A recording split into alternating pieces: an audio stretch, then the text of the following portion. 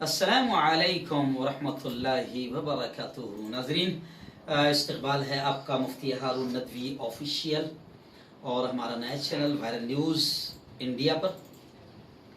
जी हाँ नाज़रीन, इन दोनों चैनलों पर हम कुछ अहम मुद्दे लेकर, चाहे वो दीनी हो, सामाजिक हो या पॉलिटिकल हो, राजनीतिक हो, हम इसको लेकर आपके खिदमत में हाजिर होते हैं। आज एक बड़ा अहम मुद्दा मेरे जहन में आया, इसको लेकर मैं आज हाजिर हुआ हूँ। गुज़िश्ता 4 रोज से हम देख रहे हैं, आज पूरे 4 दिन हो गए हैं उत्तर प्रदेश किस तरीके से गुंडा राज वहां पर चल रहा है। आज तो शिवसेना ने भी कहा कि उत्तर प्रदेश गुंडा राज वहां पर चल रहा है। शिवसेना ने भी योगी आदित्यनाथ पर जबरदस्त अंदाज में निशाना साधा और 2 दिन पहले भी कहा गया था कि उत्तर प्रदेश बना हत्या प्रदेश। प्रियंका गांधी ने भी आज कहा है कि 1 हफ्ते के अंदर वहां पर तकरीबन 50 हत्याएं हुई है। जी, योगी आदित्यनाथ के वो जुमले आपको याद हो गए कि योगी आदित्यनाथ झूठ कितना बोलता है। इससे आप अंदाजा लगाए कि एक तरफ एक हफ्ते में 50 हत्याएं हो रही है और ये कितना बड़ा वाकया कि जनाब पुलिस महफूज नहीं है। 8 पुलिस वालों को गुंडे मार दे रहे हैं, शहीद कर रहे हैं और 4 दिन हो गए अभी तक के पकड़े नहीं गए। और झूठ बोलते हुए योगी आदित्यनाथ ये कहते हैं कि उत्तर प्रदेश अपराध मुक्त प्रदेश बन गया है। या तो अपराधी जेल के सलाखों के अंदर है या उत्तर प्रदेश छोड़कर चले गए, ये ठोक रहे हैं रोजाना। तो बड़ा अफसोस हमें ये हुआ है।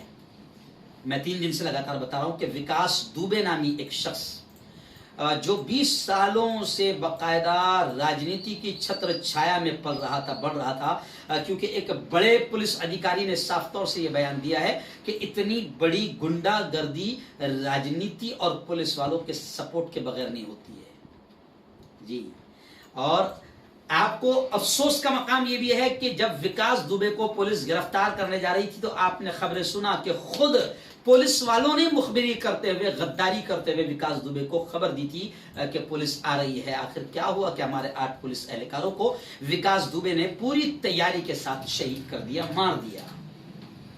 हमें बहुत अफसोस है। और जो तस्वीरें मैं देख रहा हूं, कसम खुदा की, उनके घर वालों की रोने की, उनके माँ बाप के रोने की, उनके बीवी बच्चों के, उनके खानदान के रोने की, दिल छलनी हो रहा है।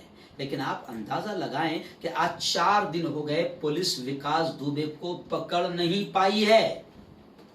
लेकिन आज का मुद्दा अब आप अहम सुन लीजिए कि जो हम ये खास तौर से बना रहे हैं कि अगर विकास वसीम होता तो, जी, विकास अगर अब्दुल्ला या अब्दुल रहमान होता तो, विकास अगर अब्दुल गफ्फार या अब्दुल करीम होता तो फिर आप देखते पूरा मंजर ही बदल गया होता।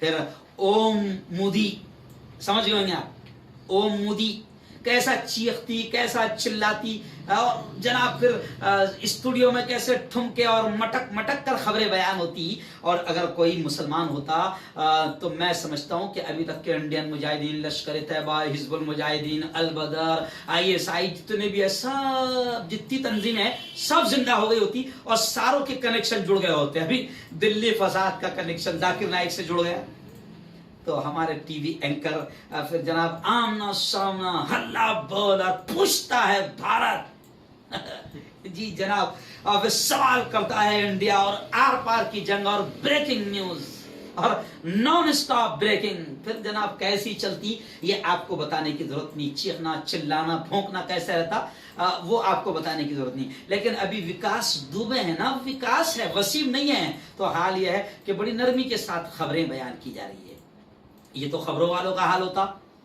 जी हाँ, और पूरे मुल्क में जैसे आपने देखा होगा कि कोरोना को लाकर मरकज में इस्लाम कबूल करवा दिया, फिर मुसलमानों के सर उसको मोड़ दिया और पूरे मुल्क में आतंकवादी मीडिया ने मुसलमानों के खिलाफ माहौल बनाया। अगर ये विकास की जगह वसीम होता तो मैं समझता हूं कि ये हमारे जो दलाल लोग हैं, दलाल चैनल्स है, जो मुल्क के सबसे बड़े दुश्मन चैनल है, जो मुल्क में नफरतें फैलाने का काम करते हैं, अगर विकास की जगह वसीम होता तो अब तक के पूरी कौम टारगेट हो गई होती।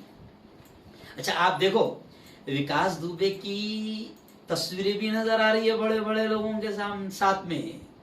अगर विकास दुबे की बड़े बड़े लोगों के साथ में तस्वीरें हैं, अगर विकास की जगह वसीम होता और वसीम की तस्वीरें अगर किसी के साथ नजर आती तो वो सारे धर्म गुरु भी बेचारे अभी तक के जेल के सलाखों में होते।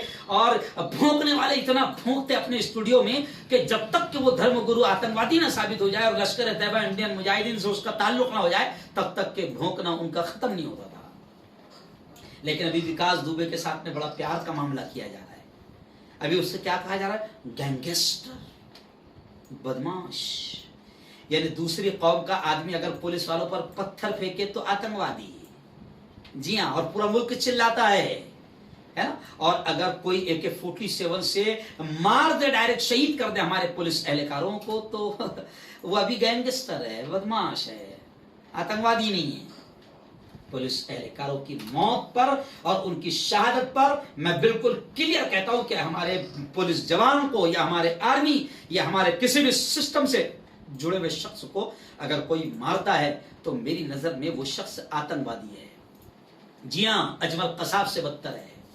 अजमल कसाब ने भी, वो पूरी टीम ने आकर हमारे मुंबई में धूम मचाया और हमारे कई पुलिस वालों को शहीद किया। हम उन्हें शहीद कहते हैं, हम उन्हें शहीद मानते हैं, हम उन्हें श्रद्धांजलि पेश करते हैं। ऐसे ही 8 पुलिस एहलकार जो मरे हैं या मरे हैं, लोग कुछ उनको मरे हुए कहते हैं, हम कहते हैं नहीं, मरे हुए नहीं, वो शहीद हुए, अपने मुल्क की हिफाजत करते हुए उन्होंने जान दी है, वो शहीद है। हम अपने चैनल की जानिब से भी उनको ताजियत पेश करते हैं। लेकिन हमें अफसोस इस बात का है कि 4 दिन हो गए, योगी का सिस्टम कितना कमजोर है, योगी की पुलिस भी कितनी कमजोर है कि अभी तक के विकास दुबे के ठिकाने का पता नहीं चल पाया है। और ये भी पता चलना चाहिए कि कितने लोगों के साथ उसकी तस्वीरें हैं। तो जिन लोगों के साथ उनकी तस्वीरें नजर आ रही है, उनका कनेक्शन विकास दुबे से क्या था? कनेक्शन मरकज से बहुत जल्दी जोड़ दिया जाता है, मौलाना साहब से बहुत जल्दी स्टूडियो से ही जोड़ दिया जाता है, चैनल से ही जोड़ दिया जाता है, देवबंद से बड़ी जल्दी कनेक्शन जुड़ता है। लेकिन अभी जितनों की तस्वीर आ रही है, अभी तक के उनके कनेक्शन का कोई जिक्र ही नहीं हुआ, नाम ही नहीं निकला है। हाँ, और एक बात मैं अफसोस के साथ ये भी कहूंगा कि अगर विकास की जगह वसीम होता तो पुलिस का भी एक्शन कैसा होता, वो भी जलवा देखने के लायक होता। अभी तक तो कानपुर पूरा छावनी बन गया होता और कितने मुसलमान जवानों को उससे दोस्ती के नाम पर, उससे कनेक्शन के नाम पर इनकाउंटर कर दिया गया होता और कितने मुसलमान जवानों को उससे कनेक्शन के नाम पर उठाकर जेल के सलाखों में ठूस दिया जाता और उनकी जवानियां 10-20 साल उनके तबाह कर दिए जाते। ये अगर विकास की जगह वसीम होता तो ये तय था। क्या करें, अफसोस होता है।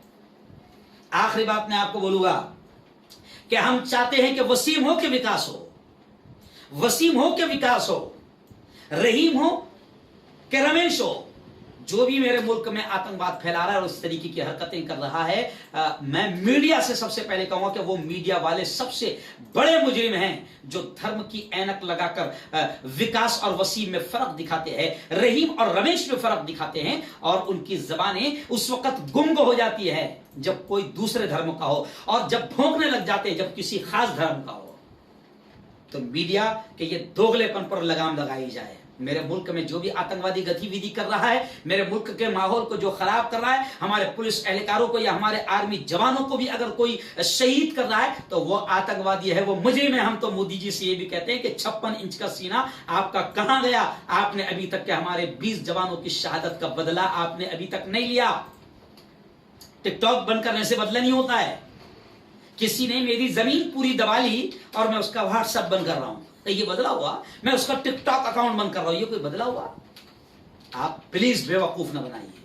हमारे जवानों की शहादत पर हमें गम है और बदला सख्त अंदाज में। आप खुद कहते थे ना मोदी जी, हम घुस कर मारने वाले लोगों में से हैं। जी, लद्दाख के लोग कह रहे हैं कि चीनी घुस रहे हैं और आप कह रहे हैं कोई नहीं घुसता। आखिर हम सच्चा किसको माने साहेब?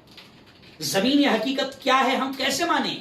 आज मैं साफ तौर से कह रहा हूं कि विकास दुबे एक आतंकवादी है, उसको आतंकवादी घोषित किया जाए, उसको टेररिस्ट घोषित किया जाए। उसने हमारे 8 पुलिस जवानों को शहीद किया, उसे टेररिस्ट घोषित किया जाए और ये जो धर्म के ऐनक के साथ में मंत्री भी बयान देते हैं, या धर्म के ऐनक के साथ में संगठनाएं भी चिल्लाती है, या धर्म का ऐनक लगाकर स्टूडियो से एंकर भी चिल्लाते हैं, ये दोगलापन, ये मक्कारी, ये गद्दारी बंद होनी चाहिए। हम चाहते हैं कि मुल्क में अमन अमान कायम हो, हम चाहते हैं कि मुल्क का विकास हो, मुल्क की तरक्की हो, लेकिन मुल्क का विकास, मुल्क में अमन अमान, मुल्क की तरक्की उसी वक्त होगी जब धर्म का ऐनक हटाकर आप लोगों के साथ बात करेंगे और इंसाफ के साथ बात करेंगे। और मुजरिम मुजरिम है, चाहे विकास हो कि वसीम हो, चाहे रमेश हो कि रहमान हो, जब आप इस तरीके से बयान करेंगे तब जाकर मुल्क में इंसाफ कायम होगा, मुल्क में विकास होगा, मुल्क की तरक्की होगी। आज मैं देख रहा हूं 6 साल से हम विकास ढूंढ रहे थे, 6 साल के बाद में विकास मिला तो वो भी आतंकवादी मिला,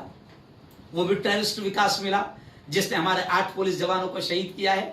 तो ऐसा विकास नहीं चाहिए हमें, जो टेररिस्ट हो, ऐसा विकास नहीं चाहिए जो हमारे मुल्क में नफरतें फैलाए, हमारे जवानों को शहीद करे, हमारे पुलिस एहलकारों को शहीद करे।